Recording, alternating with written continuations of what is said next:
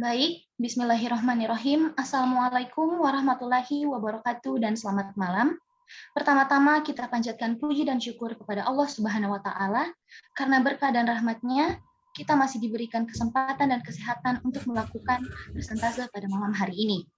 Tak juga kami lupakan untuk berterima kasih kepada kakak-kakak pendamping yang telah menyempatkan diri untuk hadir mengikuti kegiatan persentase hari ini.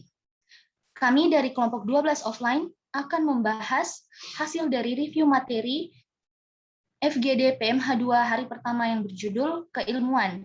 Untuk mengefisienkan waktu, langsung saja kita mulai materinya. Baik, perkenalkan nama saya Ayumi Anastia James dengan NIM B02121106 selaku moderator dan pemateri pertama. Sebelum masuk ke materi utama, saya akan membahas apa itu berpikir terlebih dahulu. Berpikir adalah berkembangnya suatu ide, konsep, atau pemikiran yang baru keluar dari dalam diri seseorang, dan berkembangnya pemikiran itu sendiri dari informasi yang telah didapatkan dan disimpan oleh seseorang. Berpikir juga adalah sesuatu pekerjaan yang melibatkan kerja otak seseorang, dan terkadang ide atau konsep itu akan muncul dengan sendirinya ketika seseorang itu merasa terdesak. Jadi tidak selamanya berpikir itu keluar setelah seseorang mendapatkan informasi-informasi yang telah disimpan, seperti halnya ketika seseorang mendapatkan suatu masalah. Dan seseorang tersebut akan mulai berpikir bagaimana cara agar mereka bisa mendapat jalan keluar dari masalah tersebut. Selanjutnya akan dilanjutkan oleh rekan saya. Terima kasih.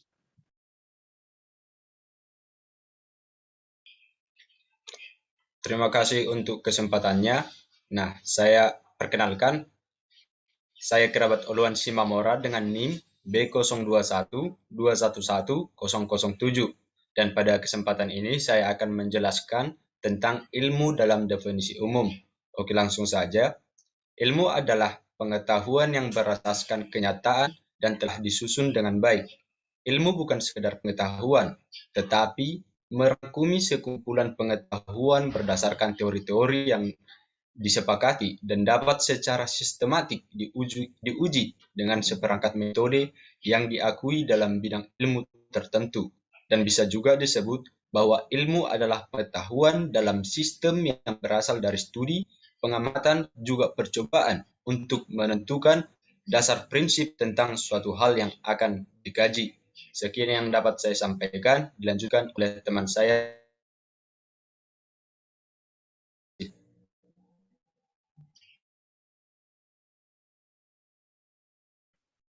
Baiklah, terima kasih atas kesempatannya. Perkenalkan, nama saya Nur Fadila Sultan, NIM B0212111013.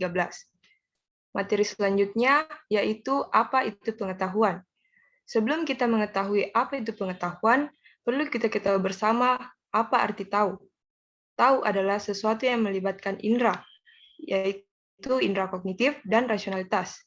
Pengetahuan adalah hasil dari penginderaan terhadap sesuatu, hasil dari proses mencari tahu, dari yang tidak tahu menjadi tahu.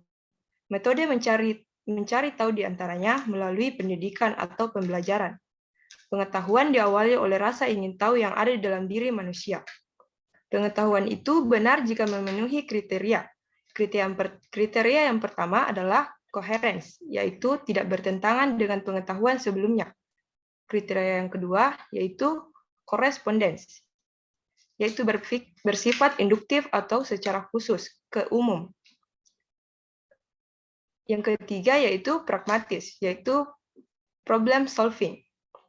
Jadi, selama kita masih memiliki rasa ingin tahu, maka selama itu pula kita akan memperoleh pengetahuan. Materi selanjutnya akan dibacakan oleh rekan saya, Nova Yagori. Baik, terima kasih. Perkenalkan, nama saya Nova Yagori Tarmizi, NIM B0212111034. Saya akan menjelaskan mengenai definisi. Definisi adalah batasan atau konsep sesuatu sehingga dapat dibedakan dengan sesuatu yang lain. Artinya seperti ini. Saya berikan contoh seperti hukum pidana dan hukum perdata. Jika orang awam melihat atau mendengar hukum pidana dan hukum perdata, pasti terlintas di pikiran mereka bahwa hukum pidana dan hukum perdata adalah aturan atau asas yang mengatur tingkah laku manusia atau mengatur manusia. Namun sebenarnya hukum pidana dan hukum perdata adalah dua hal yang berbeda, di mana hukum pidana mengatur hal-hal yang berupa pelanggaran dan kejahatan, sedangkan hukum perdata mengatur hukum keluarga, hukum kekayaan, dan hukum waris. Jadi tujuan definisi di sini adalah untuk membedakan yang satu dengan yang lain. Sekian, selanjutnya akan dilanjutkan oleh saudari saya, Nadila Putri Ayuning Tias. Baik, terima kasih atas kesempatannya. Perkenalkan, nama saya Nadila Putri Ayuning Tias dengan NIM B0212111010. Pada kesempatan kali ini saya akan menjelaskan mengenai definisi nominalis, yang mana definisi nominalis yaitu definisi yang bisa kita dapatkan berdasarkan asal-usul kata. Contohnya seperti etimologi, yaitu cabang ilmu linguistis yang mempelajari asal-usul kata, dan terminologi atau harfiah yang dalam bahasa Latin tersebut terminos, artinya istilah, dan logos yang berarti ilmu. Sekian yang bisa saya sampaikan. Saya lanjutkan kepada rekan saya, Widyasari. Baik, terima kasih atas kesempatan yang telah diberikan. Saya akan melanjutkan materinya, yaitu definisi realis. Cara untuk mendapatkan definisi realis adalah berdasarkan hakikat, ciri-ciri, fungsi, dan sebab akibat. Maksud dari hakikat, ciri-ciri, fungsi, dan sebab akibat tersebut adalah mendefinisikan secara real atau secara nyata di depan mata. Sebagai contoh, ketika kita menjatuhkan buku, maka ketika itu kita dapat mendefinisikan bahwasannya dari peristiwa tersebut terjadi sebab hukum gravitasi yang menyebabkan buku tersebut terjatuh. Dan misalkan lagi contoh air dipanaskan maka menjadi panas. Inilah yang merupakan sebagai definisi realis sesuai sebab akibat. Materi selanjutnya akan dilanjutkan oleh rekan saya, Fauzan. Baiklah, terima kasih atas kesempatannya. Perkenalkan, saya Muhammad Fauzan Anwar, NIM B0212110008, yang akan membawakan jenis-jenis pengetahuan. Yang pertama, pengetahuan implisit adalah pengetahuan yang masih tertanam dalam bentuk pengalaman seseorang. Yang kedua, eksplisit adalah pengetahuan yang telah didokumentasikan atau disimpan dalam wujud nyata berupa media atau semacamnya. Yang ketiga, pengetahuan empiris, pengetahuan yang lebih menekankan kepada pengamatan dan pengalaman indriawi. Dan yang keempat, rasionalisme, merupakan paham filsafat yang mengatakan bahwa akal adalah alat terpenting dalam memperoleh pengetahuan. Sekian dari saya, materi selanjutnya akan dibawakan oleh saudari Sarini. Baik, terima kasih atas kesempatannya. Perkenalkan, nama saya Sarini dengan NIM B0212111017. Saya akan menjelaskan apa sih itu ilmu.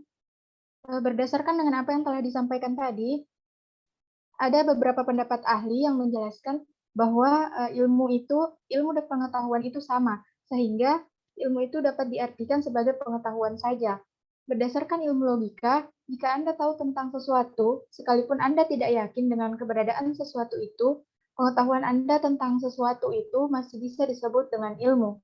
Sekian dari saya, materi selanjutnya akan disampaikan oleh rekan saya, Zulfaira. Baik, terima kasih atas kesempatannya. Perkenalkan, nama saya Zulfaira dengan NIM B0212111019. Materi yang akan saya bawakan yaitu ilmu sebagai keseluruhan sistem. Ilmu merupakan keseluruhan sistem pengetahuan manusia yang diperoleh dengan metode ilmiah, yaitu dengan menggunakan dua metode berpikir. Yang pertama, metode berpikir deduktif, dan yang kedua, metode berpikir induktif. Metode berpikir deduktif merupakan proses pengambilan kesimpulan yang didasarkan kepada premis-premis yang keberadaannya telah ditentukan. Atau secara singkat, metode berpikir deduktif itu merupakan penarikan kesimpulan dari hal yang umum menuju hal yang khusus. Metode berpikir yang kedua yaitu metode berpikir induktif, merupakan suatu proses berpikir yang bertolak dari sejumlah fenomena individual untuk menurunkan suatu kesimpulan atau inferensi. Artinya, metode berpikir induktif itu merupakan suatu penarikan hal dari hal yang khusus menuju hal yang umum. Sekian dari saya, selanjutnya akan dilanjut oleh pemateri berikutnya. Baik, terima kasih atas kesempatan yang telah diberikan. Perkenalkan, nama saya Hainin Awalia dengan NIM B021-211-021. Selanjutnya, alat pengetahuan. Selanjutnya, alat pengetahuan. Yang pertama yaitu indera. Bisa kita ketahui ada 5 panca indera yang kita punya. Pertama yaitu mata. Dengan mata kita bisa melihat lalu memperoleh pengetahuan dengan cara membaca dan menangkap segala warna yang ada. Telinga. Dengan telinga kita bisa mendengar lalu memprosesnya menjadi sebuah informasi yang dapat dijadikan sebuah pengetahuan. Kulit. Dengan kulit kita bisa meraba, merasakan bentuk yang ada sehingga kita jadi tahu akan hal yang baru. Hidung. Dengan hidung kita bisa mengetahui aroma yang ada. Lidah. Dengan lidah kita bisa jadi mengetahui aneka macam rasa yang ada. Nah, dengan adanya bantuan indera sebagai salah satu alat, kita bisa dengan mudahnya memperoleh pengetahuan. Sekian dari saya. Materi selanjutnya akan dibahas oleh saudara saya Ananda Fatur Rahman. Baik, terima kasih. Perkenalkan, nama saya Ananda Fatur Rahman dengan NIM B021-211-022. Saya akan membahas tentang khayal sebagai pengetahuan. Berkhayal mempunyai fungsi mengabstrakkan, memperbandingkan, dan mempersekutukan. Banyak penelitian menunjukkan bahwa berkhayal membuat seseorang lebih kreatif. Dengan berkhayal, kita dapat berangan-angan tentang hal yang membuat kita senang. Selain itu, berkhayal juga membantu kita mencapai tujuan yang kita inginkan. Jadi, tidak ada salahnya untuk kita berkhayal pada waktu luang kita. Sekian, saya serahkan ke... Baik, terima kasih atas kesempatannya. Saya Syainas Bayaldana dengan NIM B021211027 akan melanjutkan materi mengenai alat pengetahuan yang ketiga, yaitu akal. Akal sebagai alat pengetahuan berfungsi sebagai menilai sesuatu dan menyalahkan sesuatu, atau dapat dikatakan sebagai menghukumi objek. Menghukumi objek yang dimaksud di sini adalah subjek yang menilai sebuah objek, sehingga hasil dari penilaian tersebut akan menjadi sebuah ilmu pengetahuan sekaligus perolehan hikmah yang mengantar pemiliknya mengetahui dan mengamalkan apa yang diketahuinya. Sekian dari saya, materi selanjutnya akan dibawakan oleh Muhammad Fawaz. Terima kasih atas kesempatannya. Perkenalkan, nama saya Muhammad Fawaz Aswir. Saya akan membahas materi prinsip berpikir yaitu non-kontradiksi. Prinsip berpikir non-kontradiksi menyatakan bahwa tiada sesuatu pun yang berkontradiksi. Sesuatu berbeda dengan bukan dirinya. Jika diturunkan melalui rumus matematika, maka A bukan B. Adapun contoh prinsip berpikir non-kontradiksi contohnya itu kalimat benar bukanlah salah atau salah bukanlah benar. Sekian dari saya, selanjutnya saya serahkan ke saudara saya, yaitu Muhammad Dafwah. Terima kasih atas waktu yang telah diberikan. Sebelumnya perkenalkan, nama saya Muhammad Dafwah Arifan, NIM B02121-1029. Di sini saya akan menjelaskan mengenai prinsip identitas. Prinsip identitas sendiri itu dalam bahasa Latin biasa disebut dengan principium identitatis, atau dalam bahasa Inggrisnya disebut dengan law of identity. Merupakan dasar dari semua penalaran. Sifatnya langsung analitis dan jelas dengan sendirinya. Dan prinsip identitas itu tidak membutuhkan pembuktian seperti prinsip-prinsip yang lainnya. Karena prinsip identitas ini berbunyi suatu hal adalah sama dengan halnya itu sendiri. Atau dengan kata lain, bahwa sesuatu benda adalah benda itu sendiri. Tidak mungkin yang lain. Seperti contoh, A adalah A, B adalah B. Nggak mungkin B itu jadi A, nggak mungkin A jadi B. Atau contoh lainnya begini, kursi kursi itu banyak contohnya, banyak ragamnya. Ada kursi lipat, kursi plastik, kursi kayu, kursi gaming, banyak. Dari banyaknya ragam kursi itu, tetap pengertian dari kursi itu sendiri adalah sebuah benda atau properti yang digunakan untuk duduk. Mungkin itu yang bisa saya jelaskan mengenai prinsip identitas. Selanjutnya, materi selanjutnya akan dilanjutkan oleh saudara saya, Bimo. Terima kasih. Baik, saya Andran Bimo Setio Nugroho dengan NIM BO 2121-1033. Saya akan membahas prinsip kasualitas. Kasualitas berkaitan dengan hubungan sebab akibat yang digunakan untuk memastikan bagaimana kejadian atau lingkungan yang berbeda berhubungan satu sama lain, atau bagaimana kejadian tersebut bisa berhubungan.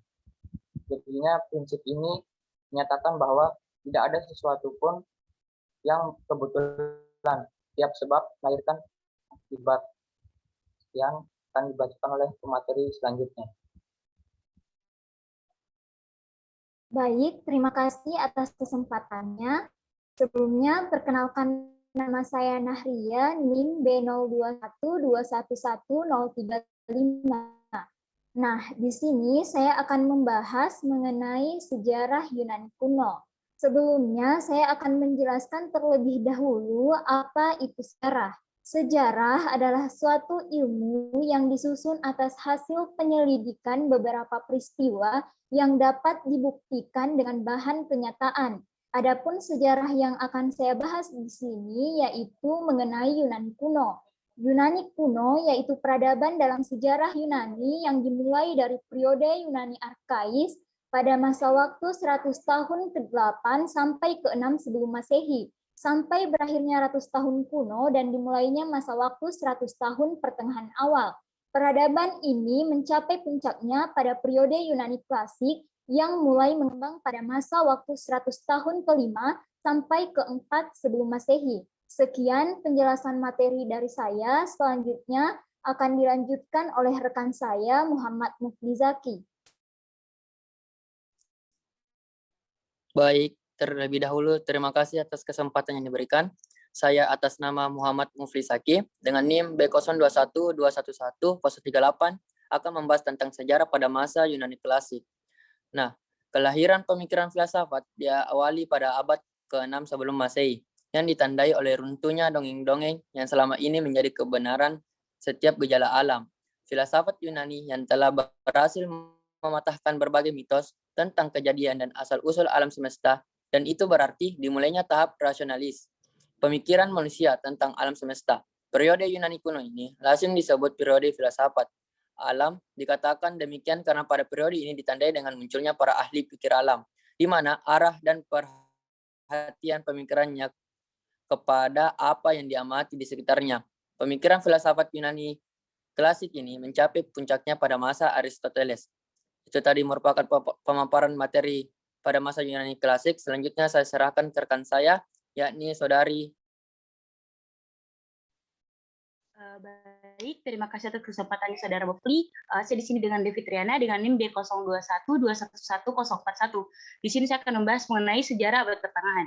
Nah, abad pertengahan ini sendiri dijuluki dengan julukan abad ke-8 dikarenakan pada abad ini mundurnya ilmu pengetahuan dan baliknya ke otoritas gereja. Abad pertengahan ini sendiri dimulai dalam sejarah pada abad ke-5 sampai abad ke-15 sebelum Masehi. Abad pertengahan ini bermula sejak runtuhnya kekaisaran Romawi Barat dan masih berlanjut manakala Eropa mulai memasuki abad pembaruan dan abad penjelajahan. Tokoh yang hidup pada masa abad pertengahan ini ada salah satunya adalah Plotinus tahun 204 sampai 270 dan Thomas Aquinas pada tahun 1225 sampai tahun 1274. Mungkin itu saya pembahasan mengenai abad pertengahan. Materi selanjutnya akan dibawakan oleh Saudara Naufal Ahmad Putra Arifin kepada Saudara Naufal. Waktu dan saya persilahkan. Baik, terima kasih. Saya Naufal Ahmad Putra Arifin dengan NIM B0112111114. Pada kesempatan kali ini saya akan membawakan materi yaitu zaman Renaissance. Zaman Renaissance merupakan titik balik peradaban Eropa. Zaman ini menggeser zaman pertengahan, periode kemerosotan intelektual yang panjang, di mana semuanya diukur oleh standar gereja, menuju periode pencerahan atau aufklärung yang gemilang, yang menjunjung tinggi akal budi. Pada zaman Renaissance, terdapat dua tokoh yang terkenal pada masanya, yaitu Nicolaus Copernicus dan Galileo Galilei. Nicolaus Copernicus merupakan seorang astronom dan matematikawan asal Polandia yang berhasil mengubah pemahaman tentang sains. Galileo Galilei pada masanya telah menemukan beberapa alat sains yang sering digunakan pada saat ini seperti teleskop, dan ia juga sangat berjasa dalam bidang astronomi karena penemuannya yaitu satelit planet Jupiter. Sekian dari saya serahkan kepada rekan saya selanjutnya yaitu Mirnawati. Baik, perkenalkan nama saya Mirnawati dengan NIM B0212111009. Zaman modern atau zaman Kiwari, yaitu merujuk pada tahun 1600 sampai 1900. Tahun tersebut ditandai dengan runtuhnya Kekaisaran Romawi Timur, penemuan Amerika oleh Christopher Columbus, dimulainya Zeitgeist dan reformasi gereja oleh Martin Luther. Adapun filsafat yang terkenal pada zaman ini yaitu Karl Marx dan Darwin, dan hal penting lainnya yaitu dialektika historis. Baiklah, selanjutnya saya akan serahkan kepada Baik, saya Saputra Ramadhani dengan NIM B0212111039. Saya akan menjelaskan materi postmodern. Postmodernisme adalah gerakan abad akhir ke-20 dalam seni, arsitektur, dan kritik yang melanjutkan modernisme. Adapun tokoh-tokoh postmodernisme antara lain Jean-François Lyotard, Mikhail Foucault, Jackson Derrida, Jean Baudrillard, dan Frederick Jameson. Cukup sekian dari saya akan kembalikan ke rekan saya, Siti Anugrah Lukman. Baik, terima kasih atas kesempatannya. Saya akan membacakan kutipan dari Karl Marx, yaitu tidak ada jalan yang mudah menuju ilmu pengetahuan, dan hanya ia yang tak gentar di setiap langkahnya dalam pendakian melawakkan itulah yang memiliki peluang meraih indahnya puncaknya yang terang dan bercahaya.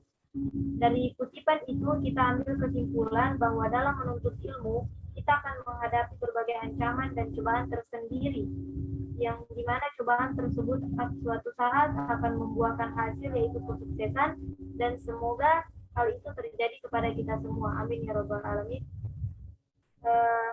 Selanjutnya saya serahkan kepada moderator. Baik, itulah tadi hasil presentasi dari kelompok kami. Mohon maaf jika ada kesalahan kata atau perbuatan baik yang disengaja maupun tidak disengaja. Education is not learning of facts, but the training of mind to think. Belajar bukanlah mempelajari sebuah fakta, tetapi melatih pikiran untuk berpikir. Sekian dari kelompok kami. Wabillahi taufiq wal hidayah. Wassalamualaikum warahmatullahi wabarakatuh.